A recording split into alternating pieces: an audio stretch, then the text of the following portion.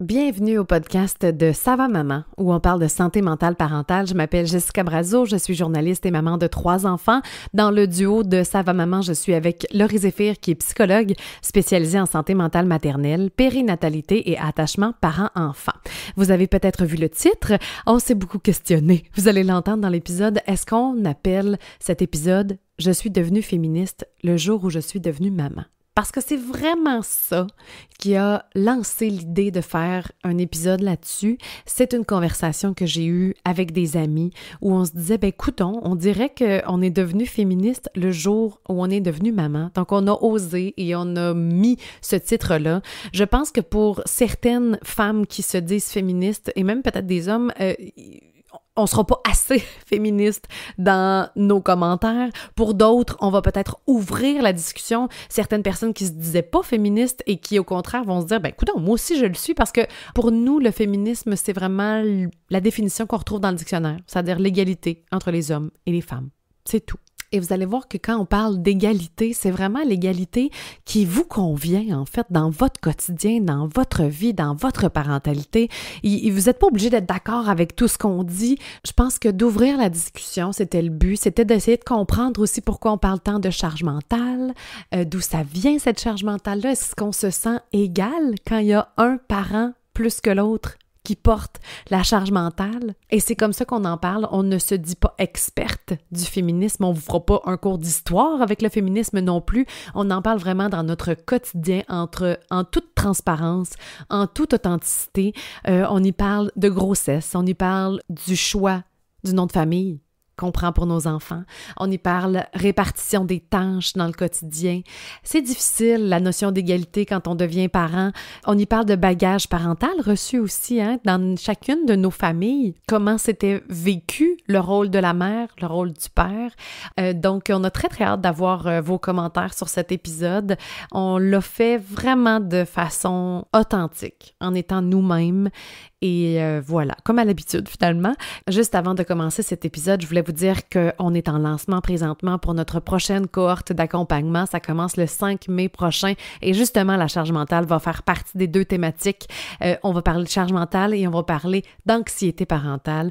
On a vraiment très hâte de commencer ça avec vous. Donc, du 5 mai au 23 juin, en direct, tous les jeudis de midi à 13h. Il y a 2 forfaits pour vous pour accompagner tous les budgets finalement. Vous pouvez aller voir sur savamaman.com et on a vraiment très hâte de commencer ça. J'ai beaucoup de questions pour Laurie. Donc, je vous laisse à cet épisode et on espère avoir de vos commentaires très bientôt. Bonne écoute!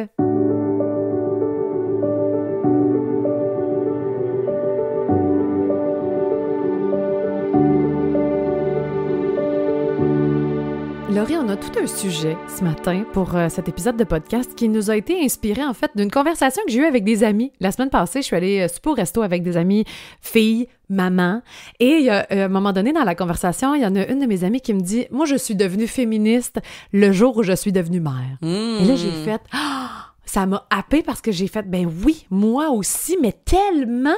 Et donc, j'ai voulu tout de suite qu'on fasse un épisode là-dessus. Puis après ça, on s'est beaucoup questionné sur le titre. Est-ce qu'on l'appelle « Je suis féministe depuis que je suis mère ». Puis là, en même temps, ça apportait toute une charge émotive. On s'est vraiment questionné par rapport au mot. Est-ce qu'on le met dans le titre? Oui, parce que le mot féminisme n'a pas le même référent pour tout le monde. C'est de façon très théorique, je ne suis pas sociologue, mais de façon très théorique, c'est vraiment, on veut l'égalité autant les hommes que les femmes par rapport à nos rôles, nos tâches dans le quotidien, notre façon qu'on est perçu dans la société, notre place. Puis quand on arrive dans la parentalité, justement, ce déséquilibre-là, au contraire, dans la majorité des familles hétérosexuelles, le déséquilibre, il est là et il est grand. Les mères qui ont cette impression-là d'avoir le rôle du parent qui repose sur leurs épaules, on n'est pas dans l'égalité du tout. Oui, puis tu sais, je pense que ça tend à changer. Les papas ont de plus en plus de responsabilités, ça implique le ci, le ça.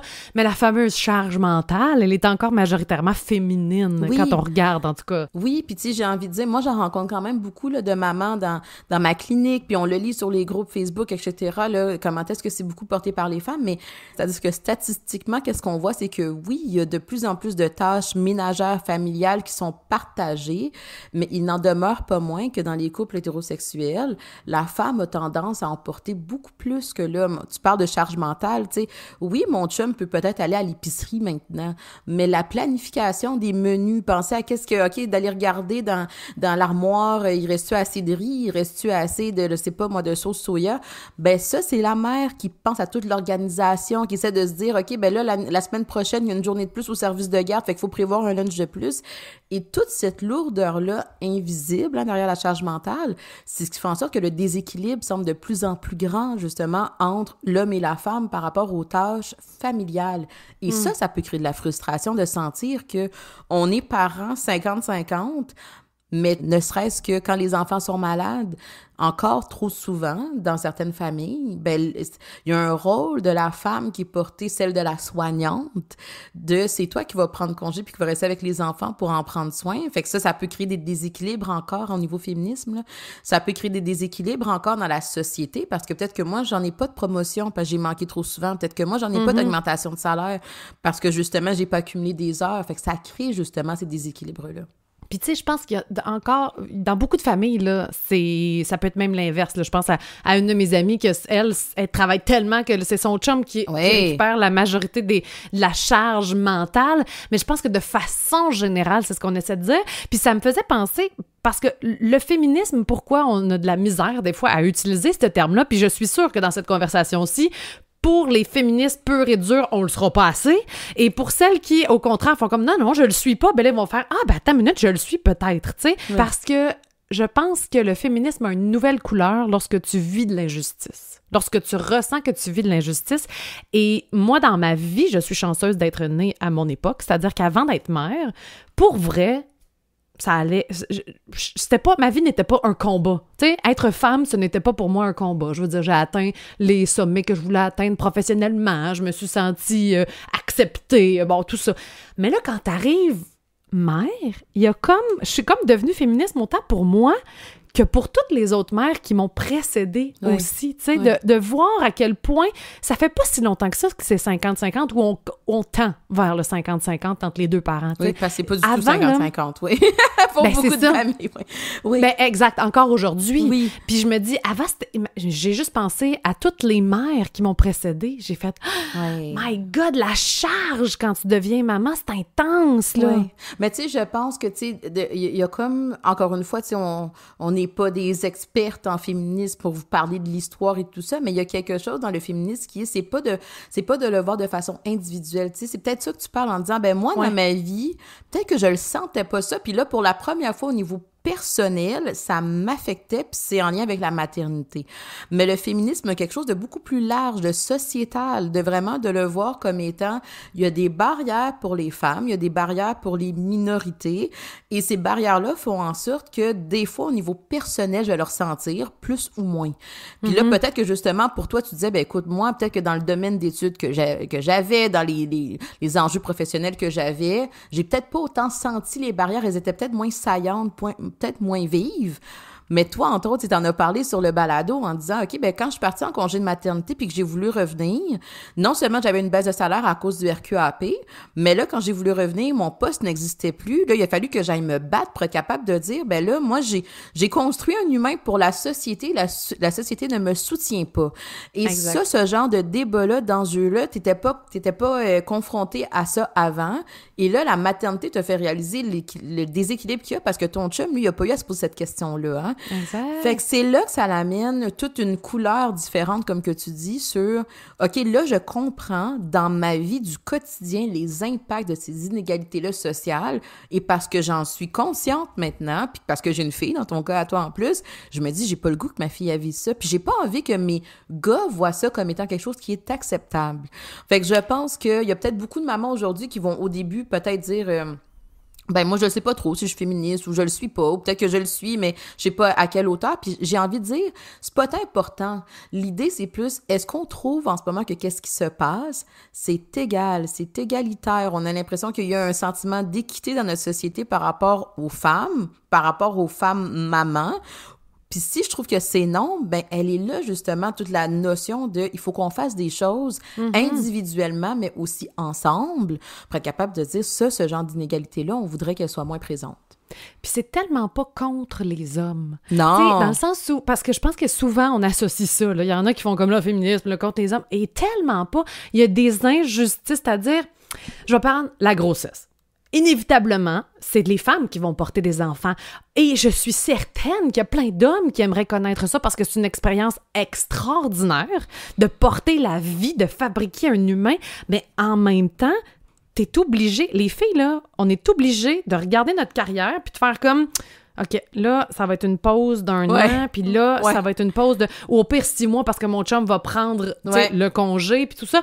Mais il y a quelque chose quand même d'une injustice que c'est juste nous autres, là. Après ça, l'allaitement, c'est juste nous autres. Après ça, tu sais, il y a beaucoup d'injustices là-dedans qui sont pas contre les hommes, ils peuvent rien faire. Je me rappelle très bien de mon chum, moi, qui était comme... Quand je venais d'accoucher, je me sens inutile. Je me sens... Tu sais, c'est toi qui allaites, c'est toi qui... Tu sais, je sais pas, je vais essayer de te rendre ça le plus facile possible, mais je me sens inutile. C'est pas toi qui as accouché. Et il me regardait juste souffrir, tu sais, puis il était comme... Ah, si je pouvais prendre ta douleur. Fait qu'il y a quand même un sentiment, des fois, d'injustice et de beauté. Tu sais, c'est extraordinaire, là, être une femme puis de vivre tout ça. Mais...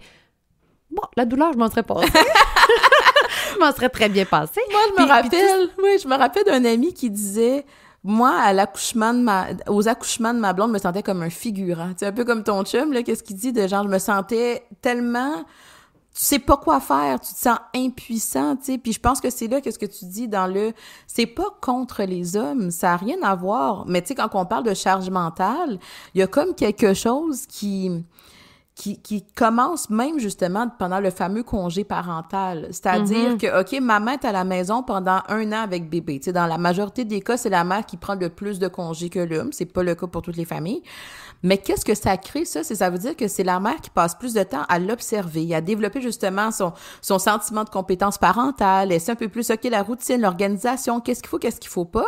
Fait que ça crée justement, dès là, un déséquilibre par rapport au rôle parental. Il y a quelqu'un qui est plus investi dans le rôle parental, pas parce que je suis meilleure comme mère, mais il y a quelque chose dans si j'ai passé plus de temps, oui, effectivement, je me sens meilleure, j'ai plus de compétences, j'ai plus de connaissances, j'ai plus d'observations. Fait que quand papa arrive dans le portrait, comment qu'il se sent, lui? As-tu plus tendance à faire comme, ben là, je vais laisser ma blonde le faire parce que moi, je le sais pas. Peut-être que justement, même pour maman, pour elle, c'est difficile de dire, je laisse ma place à mon chum parce que, normalement, c'est moi qui prends ces décisions-là, qui connais tout. Je sais que mon enfant, il est bien, puis quand c'est lui qui le fait, il y a un peu plus de pleurs, puis là, il y a plus de maladresse, ça me rend inconfortable. Ça crée justement cette dynamique-là dès la première année de vie. Puis je pense que c'est pour ça qu'on en parle aujourd'hui en disant c'est important pour tout le monde, femme, homme, peu importe à quelle identité de genre on se réfère, grand-maman, grand-papa, oncle, tante, la société au complet, c'est de regarder dans quelle situation est-ce qu'on contribue, on nourrit cet écart-là entre le rôle de la femme dans la parentalité et le rôle de l'homme dans la parentalité. Et ça l'amène justement, même les hommes, des fois, qui se disent, moi, j'aimerais ça passer plus de temps à la maison avec mes enfants. Puis des fois, ils peuvent même, eux, ressentir du jugement, de sentir, ah ouais, tu sais, toi, t'es ce genre de père-là, là, qui veut prendre le congé de ta blonde. Ah ouais, ta blonde, elle va travailler, puis toi, tu restes à la maison. Il y a encore ces préjugés-là dans notre société qui est très, très, très présente. Oui, malheureusement. Tu sais, je pense pas que c'est le cas pour tout le monde, encore faut le dire. Puis je serais super intéressée, moi, d'entendre des couples homoparentaux aussi, tu sais, de voir, est-ce qu'il y en a, tu sais, mettons 2 mamans, clairement qu'il y en a une qui prend le congé, puis l'autre va travailler. Fait que qu'est-ce qui se passe avec cet autre parent-là, tu sais? Est-ce elle vit le même désarroi? Parce que ça peut être ça aussi, ça peut être, je me sens inutile. Oui, ça absolument. peut être difficile de pas créer, je le vois, là, sur notre groupe de discussion, là, sur Facebook, à quel point il y a beaucoup de mamans qui font comme j'aimerais ça que mon chum prenne le relais ou ma blonde, mais le bébé veut juste moi parce qu'il est habitué d'être avec moi au quotidien, puis je le vois, la peine que ça fait à l'autre. Tu sais, fait que c'est une injustice de part et d'autre dans le couple. Puis là, ça serait là, faut se regarder, hein, parce que ça nous rend donc bien inconfortable quand le bébé pleure, puis que tu sais que toi, tu pourrais l'arrêter de pleurer en 2 secondes parce que tu sens laid, tu sais, mais que l'autre parent doit créer ce lien-là aussi, tu sais, puis il a le droit de créer ce lien-là aussi.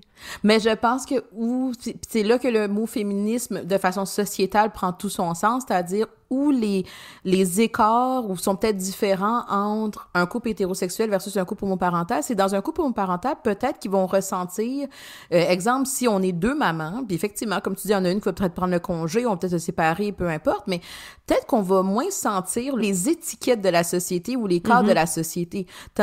Que, justement, nous, comme couple, on va s'asseoir puis on va se dire qu'est-ce qui fait du sens. On va regarder nos deux emplois, on va regarder nos personnalités, on va essayer, mais on n'aura pas l'étiquette derrière de « Hey, peut-être que justement, dans notre couple à nous, qu'est-ce qui ferait du sens, c'est que papa prenne le congé, mais papa, lui, il ressent un peu de la culpabilité de sentir, ben là, qu'est-ce que les autres vont dire si c'est moi qui reste à la maison avec les enfants, puis toi, tu vas travailler. La société, on a des constructions sociales qui ont été beaucoup hétéronormées.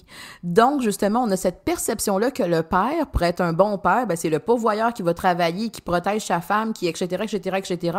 Et ça, l'alourdit des fois les décisions qui devraient se passer juste au niveau du couple. Fait peut-être que certains couples homoparentaux, que eux vont dire, oui, c'est vrai que ça crée des inégalités au niveau individuel, dans la famille et tout, mais peut-être qu'on avait un petit peu moins la pression de correspondre à un rôle que la société nous a donné, tu sais.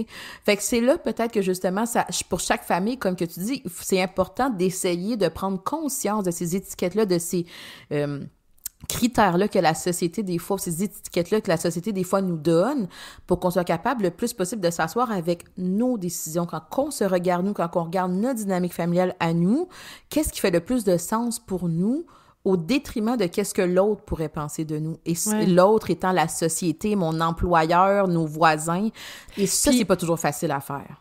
C'est pas toujours facile à faire, puis des fois, c'est même pas tant... Des fois, c'est le regard, effectivement, mais des fois, c'est juste... Encore aujourd'hui, il y a un écart de salaire entre les femmes et les hommes. Alors, quand tu regardes ton congé de maternité ou paternité, ou tu fais comme, bon, qui devrait retourner travailler? Qui ça impacte le plus? On sait que le panier d'épicerie, à cette heure, coûte les yeux de la tête. Tu sais, fait que des fois, c'est une situation financière qui fait que tu vas choisir un parent plutôt que l'autre qui va rester à la maison, quand bien même il y a de plus en plus de femmes qui atteignent des hauts postes et tout, mais on n'est pas rendu à égalité au niveau des salaires, là. Moi, je me rappelle, j'ai travaillé dans une radio féminine, là, pour les femmes, OK? Je n'aimerais pas la radio, mais googlez mon nom, vous allez le trouver. Mais tous mes gestionnaires étaient des hommes, sauf à l'exception d'une fois. Une fois et très peu de temps. Tous mes gestionnaires étaient des hommes. Puis j'étais comme, ben voyons donc. Mais tu sais, il y a des affaires, quand tu dis la société, le nom de famille, de plus en plus, on utilise... Bon, moi, ça a été un débat. Puis là, j'espère qu'il n'écoutera pas cet épisode. Mais ça a été un débat, puis j'avais pas le courage d'avoir ce débat-là parce que j'étais fatiguée, puis que je venais d'accoucher. Puis tu sais, quand faut que tu remplisses là, le papier de quel nom tu vas donner à ton enfant. Puis pour vrai, j'aurais pu donner les deux noms à mon enfant, OK, les deux noms de famille à mes enfants, mais je voulais pas alourdir leur formulaire à vie, l'école, le ci, le ça, le nom, tu sais. Bon, maintenant, je regrette. Pour vrai, j'ai un regret face à ça. J'aurais aimé ça que mon nom soit quelque part. Mais on a eu cette conversation-là avec mon chum, puis il était comme, mais là, voyons, là, depuis la nuit des temps, on donne le nom du père. Moi, j'ai le goût que mon nom... Puis, tu sais, on s'était vraiment chicané, ou en tout cas pogné par rapport à ça. Puis j'avais fait, c'est correct, là. Mais après ça, là, plusieurs années plus tard, je fais comme... J'aurais aimé ça, mais ça alourdit. Mes enfants auraient eu des noms longs de même, tu sais. Mais pour juste le fait qu'on ait cette conversation-là, parce que depuis toujours, on donne le nom de l'homme, jamais ça a été « on donne-tu juste mon nom », là? Oui, exact. Mais c'est là, justement, que quand on parle de féminisme, c'est un exemple parfait, ça. Il y a quelque chose dans notre société, puis pas juste dans la nôtre, là, dans l'histoire, où est-ce que le nom de l'homme a été mis de l'avant, justement, quand il y a, descendance, génération, etc. Mais pour certaines... La femme, il n'y a pas si longtemps, quand tu te mariais, tu prenais le nom de ton mari. Absolument. Et là, justement, tu sais, quand que je disais, OK, mais là, quand nous, on a des décisions de couple à prendre, est-ce qu'on est conscient de ces biais-là? Est-ce qu'on est conscient de ces étiquettes-là, de ces normes-là pour se demander est-ce qu'on veut les suivre? Au contraire, pour nous, ça ne fait pas de sens. Mais si on a toujours pris pour acquis que ça fonctionnait comme ça, puis qu'on l'a pas remis en question, comme que tu dis, puis là, on en parle, là, je pensais pas, moi, que tu pouvais avoir ce désir-là de donner ton nom à nos enfants. Et parce qu'il y a tout ce lourd bagage-là historique, sociétal sur la portée que ça a quand c'est le nom de l'homme, Ben là, justement, là, on est un peu plus en conflit. Là, c'est plus égal-égal. Là, c'est plus, ça peut être autant le mien que le tien. Là, c'est, la société tend à nous dire qu'il faudrait que ce soit plus celui de toi, papa, puis que le mien, je devrais être contente qu'il soit pas là. Ou si je l'ajoute, ben là, c'est un autre débat. Est-ce qu'on alourdit? Qu'il soit là. Exactement. Fait que, tu sais, je pense que c'est là que ça nous amène vraiment des discussions sur notre parentalité. Notre parentalité peut nous ressembler de plus en plus. C'est sûr qu'on vit dans une société, puis dans une société, il y a certaines normes qui sont là, mais ces normes-là, elles sont discutables, elles sont questionnables. Il faut essayer justement de regarder, de se dire, on est conscient que ces normes-là sont là. Est-ce que nous, on accepte de les suivre ou au contraire, on a envie d'être un petit peu marginal par rapport à ça? Puis marginal, c'est pas négatif. C'est juste, on va sortir un petit peu de la norme, on a l'impression que ça va faire un peu plus honneur à notre identité, à notre essence comme personne, comme famille. On peut se permettre au moins d'avoir ces discussions-là pour être capable de pas juste sentir qu'on suit un moule, parce que ce moule-là, des fois, il est épuisant, il est lourd à porter. Le fameux moule de la mère qui fait tout, qui travaille, qui est belle, qui prend soin d'elle, puis etc. Des fois, justement, c'est difficile de se dire, écoute, moi, honnêtement, je suis pas cette mère-là. Hein. Des fois, on en parlait dans d'autres balados qu'on a été invités. La construction sociale qu'on a de la mère, qu'on a de la... Oui, moi, si je suis pas cette mère-là, je suis quoi? Je suis-tu une mère négligente? Je suis-tu une mauvaise blonde? Je suis-tu une mauvaise amie? Mais c'est là que, justement, dans la maternité, on parlait de charge mentale tantôt, s'il y a des choses pour nous que, regarde, vraiment, j'ai pas le goût, moi, d'être la mère à la maison qui fait, je sais pas, moi, le lavage, tu sais. Je le sais que ça paraît très bien, peut-être, si, comme mes amis, je ferais le lavage, mais moi, dans mes tâches ménagères, c'est mon chum qui fait ça et on assume ça. Je pense que c'est là la partie, des fois, qui manque, c'est non seulement d'être marginal, des fois, on n'ose pas le faire, mais il y a même, des fois, une certaine honte. On le dit pas aux autres que c'est papa à la maison qui fait tous les repas, ou on n'ose pas dire que c'est papa qui a pris plus le congé, puis moi, je suis retournée travailler, parce que des fois, il y a comme une honte avec le fait de se sentir différent. Et peut-être que dans notre... Et pourtant... Il me semble, en 2022, là, je veux dire, le lavage, là, mais c'est niaiseux, là, j'allais dire le lavage, tout... Ça peut être n'importe quoi, là. Oui, c'est ça. Oui, genre, moi, non, là, c'est pas vrai que ça va juste être moi qui fais le lavage. Par contre, puis ça, je me sens même mal de le dire, hier, mon chum est arrivé de travailler plus tôt, il fait « Ah, tu sais, les vêtements, là, est-ce que tu pourrais être plié? » Puis je suis comme « Oui. » Puis j'ai répondu « Ah, c'est correct, je vais le faire à soir en écoutant la télé. » Puis j'ai fait comme « Pourquoi tu as répondu ça? » Il veut le plier puis les lits. Oui, tu sais, c'est niaiseux, mais c'est la charge que moi, je porte. Là, c'est là que tu regardes ton historique à toi, tes parents à toi. Puis je pense que c'est difficile de changer. Une société, c'est long avant de changer. Oui.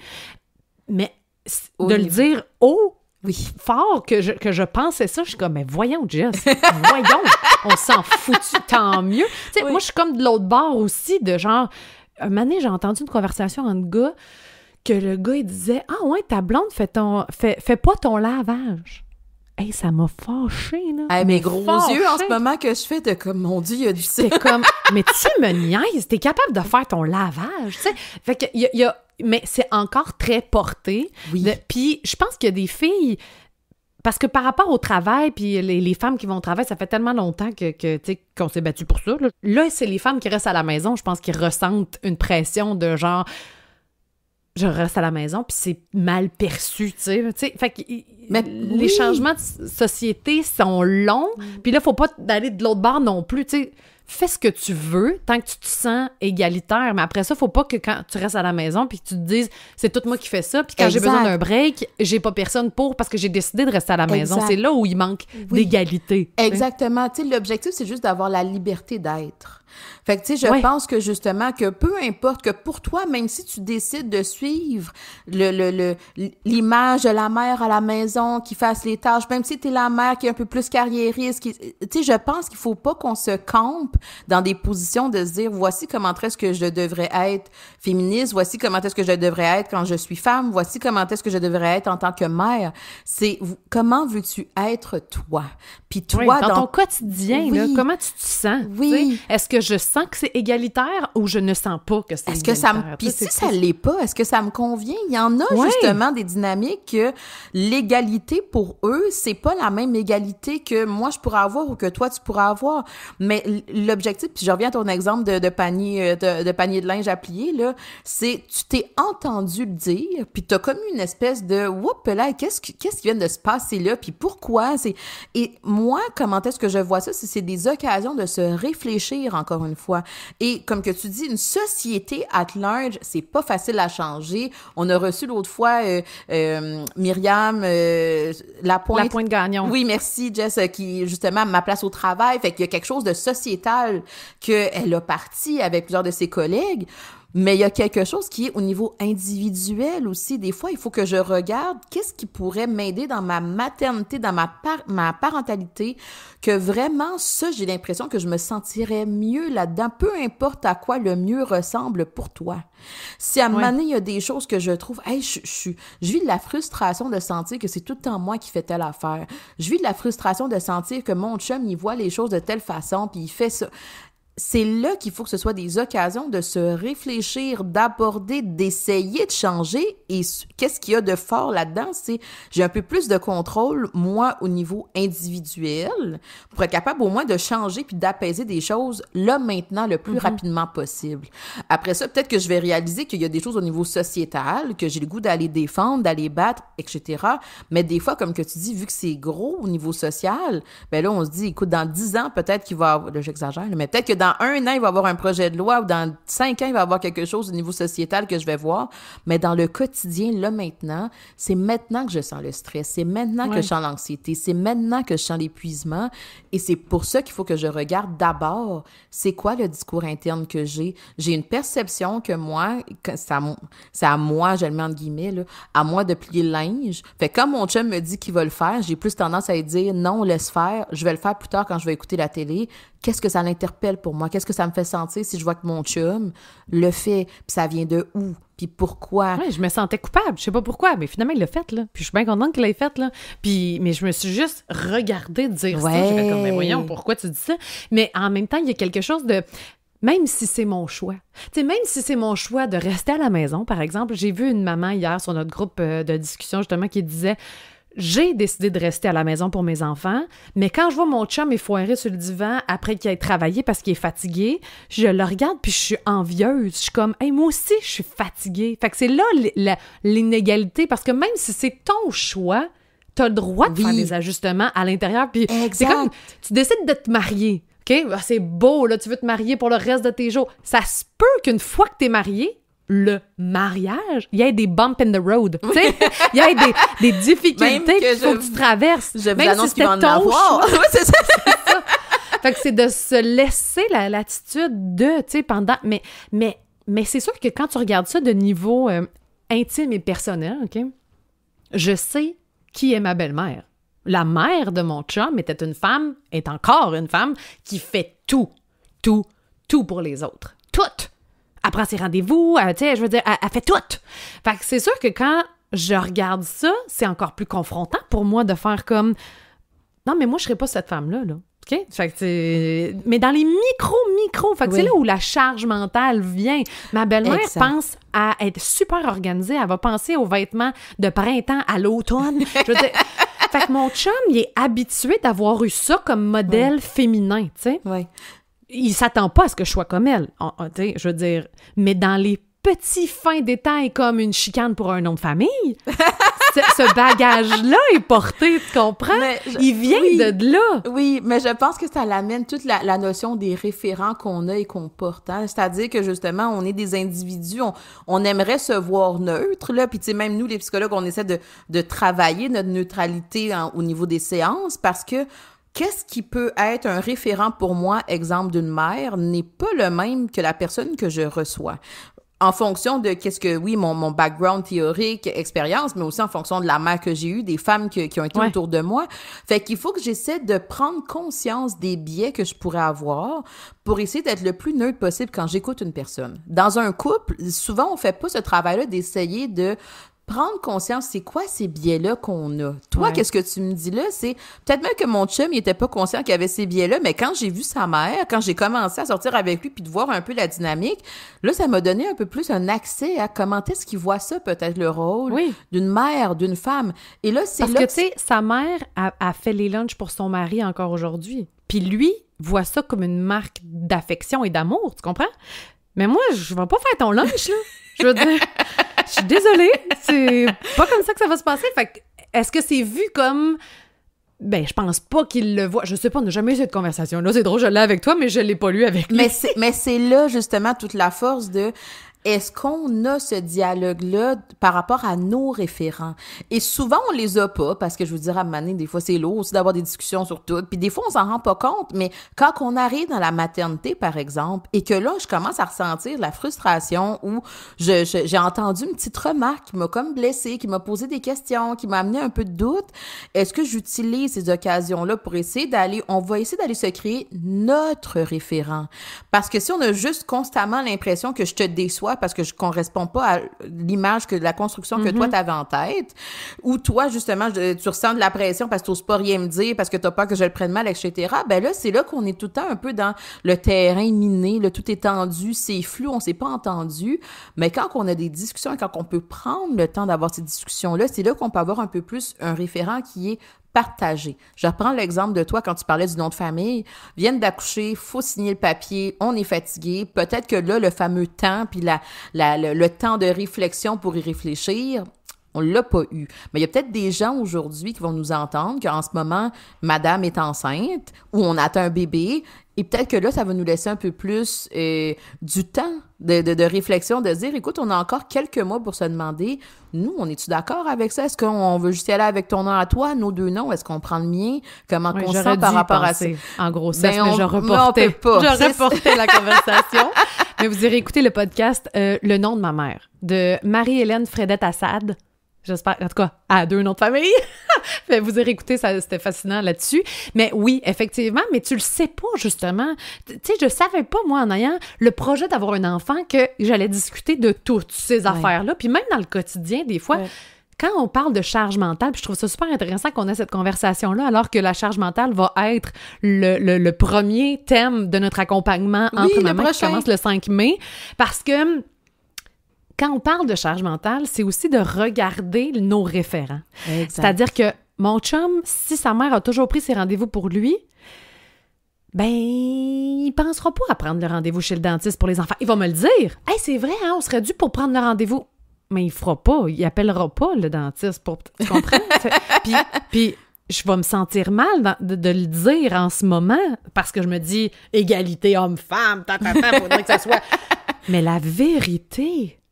c'est que c'est moi qui vais y prendre les rendez-vous, tu sais. Oui, mais c'est là, je pense que, tu sais, si on revient au début, féminisme, charge mentale, etc., c'est quand je prends conscience de ça, qu'est-ce que je fais avec ça? Puis où je voulais en venir, c'est qu'on évolue comme individu. On peut pas tout savoir qu'est-ce qui est à venir. Tu sais, c'est impossible. Puis peut-être que justement, je sais pas moi, ton chum ou toi, vous seriez millionnaire. Peut-être que justement, écoute, on aurait, comme les Kardashians, je sais pas, ils doivent avoir des nounous, ces gens-là, des cuisiniers. Fait que la charge mentale, c'est pas eux qui apportent, tu sais. Fait que peut-être que justement, dans le contexte dans lequel on est, c'est maintenant qu'on réalise ces injustices là, ces frustrations-là, ces inégalités-là, on évolue et c'est correct d'évoluer, de se dire, je le savais pas avant. Quand j'ai pris cette décision-là avec les paramètres que j'avais, j'ai pris la décision au mieux que je pouvais. Maintenant, je réalise que je ne suis plus bien dans cette situation-là, ou du moins qu'il y a des choses que je voudrais changer, même si je suis encore relativement bien. Est-ce qu'on peut se permettre de mettre de l'énergie pour l'adresser? Puis c'est un peu ça, tu sais, dans l'accompagnement qu'on va faire, c'est ça l'objectif, c'est de dire, OK, mettons que tu l'apportes la charge mentale, que tu l'apportes plus dans ton couple, ou peut-être que justement, t'es solo-parental, monoparental, c'est effectivement toi qui l'apportes, mais à partir de maintenant, qu'est-ce que je peux faire pour l'alléger, pour la diminuer? Ça arrivera peut-être pas à quelque chose de parfait, mais si on peut au moins diminuer les irritants, juste ça, ça peut te donner, on a parlé de liberté tantôt, c'est juste ça, ça peut te donner un peu plus de liberté pour être toi dans la parentalité. Et c'est ça l'objectif. Oui, puis des fois, la charge mentale est justement intimement liée avec ta personnalité, tu sais. Si tu veux un peu contrôler les choses, si tu veux que ce soit fait à ta façon, si tu veux... Des fois, on parle de gars-filles, puis de bon... Des fois, c'est juste que tu lui as pas donné. Tu sais, comme quand je prends les décisions pour mon chum parce que c'est plus facile, parce que je suis habituée, parce que... Ben, je laisse pas l'opportunité de juste prendre la décision, tu sais. Puis je me rappelle très bien, moi, mes parents se sont séparés, j'avais 19 ans. Et toute ma vie, c'est ma mère qui a pris en charge le côté affectif, émotionnel, les petites cartes de bonne fête, les petits mots, les petites attentions, tu sais. Fait que quand ils se sont séparés, mon père avait zéro clou, là, genre, savait pas quoi faire. Faut que j'aille au magasin acheter une carte de fête. Puis, mais tu sais, que j'écris dedans, qu'est-ce qui fait plaisir? Jamais il s'était arrêté à ça, à bâtir la relation. Peut-être que c'est une autre génération aussi, effectivement, mais quand même, c'est arrivé au moment où mes parents se sont séparés. C'est que là, t'as plus le choix, là. T'as plus personne pour le faire pour toi, là. Oui, mais mais il y avait 20 ans de fête en arrière. Fait que le décalage est d'autant plus grand. Puis là-dedans, quand ma mère a fait comme, ben oui, whatever, j'ai dit, bon, mais maman, tu l'as-tu laissé? Lui as-tu dit, là, c'est toi qui prends en charge telle affaire, puis encore là, la charge mentale, c'est qu'on veut pas avoir à dire à l'autre. Oui. On veut qu'il pense de lui-même. Ben, c'est ça. Mais tu sais, je pense que c'est là que ça l'amène. Tu sais, la charge mentale, ce sont deux mots qu'on voit un peu utiliser rapidement dans les conversations, sur les groupes de parents, etc. Mais c'est tellement complexe. Il y a tellement d'éléments qui sont imbriqués ensemble. Ouais. La charge mentale, elle est unique à chaque famille. Et c'est là, justement, que de juste dire, hey, c'est moi qui porte la charge mentale. Oui, mais encore. Il faut que je regarde la dynamique de couple. Il faut que je regarde, justement, mon type de personnalité. Il faut que je regarde le type d'enfant que j'ai, le contexte dans lequel je suis. Mes référents. Mes référents. Fait que c'est quand on prend le temps de regarder toutes les sphères que là, je suis plus consciente de ma charge mentale. Pourquoi? Parce que si j'ai une meilleure compréhension de ma charge mentale, là, je suis capable un peu plus de savoir sur quoi intervenir en premier. Peut-être que pour certaines familles, la charge mentale, effectivement, ça passe par le couple. Écoute, il y a beaucoup de choses dans le couple qu'il faut qu'on aménage. Dans d'autres familles, c'est pas le couple, la difficulté par rapport à la charge mentale. Tu sais, dans la BD d'Emma, là, il y avait beaucoup la dynamique, justement, maman, papa, mais il y a quelque chose de plus profond que ça, de plus large, de plus nuancé à regarder dans la charge mentale. Là, vous le savez, il y a un nom. Tu sais, avec la BD, Emma le dit, ça s'appelle charge mentale. Epelaire, oui, c'est ça que j'ai vécu, c'est ça que je vis dans ma parentalité. Mais après ça, je commence par quoi, moi, pour que ça fasse du sens, pour que j'aie vraiment l'impression que je puisse la diminuer dans le quotidien? Ça, il va falloir que chaque famille se regarde, réfléchisse, puis se laisse ce temps-là d'évoluer, de changer. Oui, c'est important de se laisser le temps de changer, puis même à la société, tu sais, je veux dire, j'écoute Bridgerton en ce moment, puis je dirais pas de punch, là, si jamais vous avez pas regardé, mais ça m'a tellement frappée lorsque la femme, quand on parlait de féminisme au départ, là, je termine cette conversation comme on l'a commencé, dans le fond, quand on avait parlé, puis que la mère de la famille Bridgerton, bon, vous savez, épisode 1, je pense, saison 1, son mari est mort, hein, donc elle se retrouve que c'est son fils, son plus vieux fils qui prend le rôle du, je sais pas comment, le patriarche, là, en tout cas, c'est lui le chef de la famille, là, tu sais.